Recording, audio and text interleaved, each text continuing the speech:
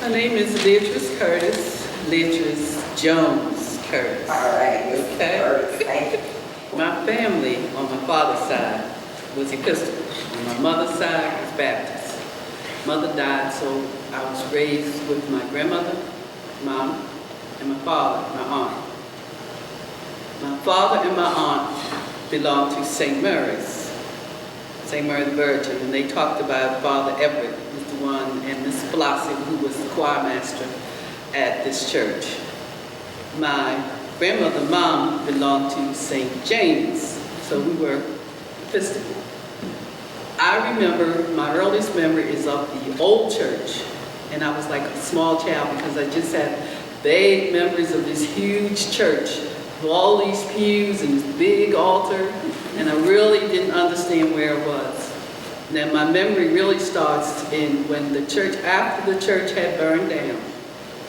After that particular church had burned down, and I remember standing on my porch, maybe 5 or 6 blocks away, just seeing the flames go up in the sky, and I was told that was a church burning. What happened then is they used the hall, and they made the hall into a church. The second floor of the hall was made into a church, and that's when my memory really begins, because I remember being baptized by Father Leatrice at that time. And we held church there until the church was rebuilt. Now, one thing I remember from the church there, we had sisters, Sister Esther and Sister Katrina. Now, during that time, young girls had a guild. It was called St. Faith's Guild, which was, Sister Katrina was the one who was in charge of that. And we did a lot of different things. We had not workshops, I don't want to say workshops, but we had arts and crafts, and we learned different things about the Bible and all in that particular guild. When the girls got up to a certain age of teenage, we decided to start another guild, which was St. Elizabeth's Guild, but it was for girls who were 13 years and older. And we did a lot of arts and crafts, did different things, and we had plays. At that time, Miss Miller, I think she was Miss Duvall at the time, she would help us. We gave plays. When they had the Harvest Home and they needed young girls, they would ask us to serve the coffee for Harvest Home. And so we had St. Elizabeth's Guild. We had that until we came up here, until the church had moved up here, and then we started a guild which was called the Young People's Fellowship.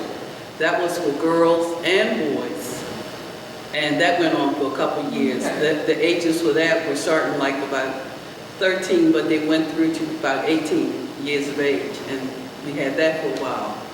Going back down to Orchard Street, I can remember that at the end of the summer, the beginning of summer, we always went on a church picnic. Now at that time, when we went on a church picnic, there were like 3 black beaches, Sparrows, Cars, and a beach called Beechwood Park. Sparrows and Cars had a lot of shows and things to them, but Beechwood Park was basically a family place like Drew Hill Park. Okay. So we always went to Beechwood Park at the beginning of summer. We had a church picnic, and all the Sunday school kids could go there for picnic. The thing I remember about that is once Fort Smallwood, which was one time, which is a state park, but it was only whites were allowed to go there. As soon as that park opened up and they said everybody could go, then Father immediately changed us from Beechwood Park, and we went to Fort Smallwood for our church picnics. Which priest was this? Father Leatrice. Okay. Even though he's a white priest, whenever he could do something to push along the black problem, he did. And then, of course, when it came down to the time that Claggett opened up for us, then we switched from Fort Smallwood and started going to Claggett. Father George came, and he was the first black priest that St. Mary's ever had. Okay. Did you see a change in the worship services or the congregations, Not when Father George came, not initially. Okay. When Father Leatrice was here, he spent many years building the church up. And when we got up here to this church, we had a large congregation, and he made a determination that we should become an independent parish. Okay. So he worked with the congregation. I can remember coming in and you could see signs of saying we need contributions of at least $10,000 in the offering to help us get to the point that we can become an independent parish. There were a lot of men in the church at the time who worked with Father to help it become an independent parish. And at that time, men were everything in the church, as far as the altar was concerned, and as far as the running of the church was concerned. But the women did the work because they were the ones on the altar guild who cleaned and maintained the altar for those men. Okay. The women were the ones who had the big events like mother and daughter banquet, that brought in the money and the finances for a lot of these things that the men wanted. I joined the Episcopal Church Women, who was a group organization that started out by Miss Alice Morrell and Stacey Harris, in which they wanted to make sure that flowers were always on the altar, and they sort of incorporated themselves into the Episcopal Church Women. They do a lot of different things for the church. They, during the time of Father Rementer, after Father George, they decided to establish Women's Day, which has worked out very well for them. Let's see what else. During the time Father Rementer, he had gotten women to be ushers. So I was one of the ushers then. He'd also gotten women to be lay readers, along with men. Because at that particular time when he came, we only had 2 people who were readers, who did any reading, and that was Father Dr. Shervington and Miss Daisy Harris. That was under Father George, but when Father Rementer came, he sort of spread it out to include a lot more people from the congregation. So I was an usher, and I was also a lay reader. And when Father Manning came, he decided that instead of having one chalice, which Dr. Shervington was the one chalice person, that he needed a couple more. So he got me and another lady to be a chalice. Thinking back on the church, when I was young, you saw only men on the altar. You saw only men in charge of the church. But you saw the women who did the work of the church and who were instrumental in raising funds, sometimes on their own, sometimes with assistance from the men, but they were really instrumental in making sure that funds were raised. It has changed through the years with different priests.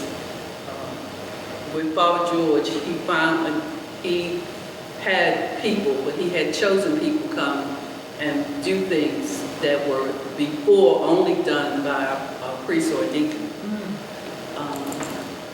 And of course, when Father Rementer, he was a little more liberal, so he tried to get more people in the congregation involved. That's when he got women involved in being ushers, and also men and women being involved being lay readers.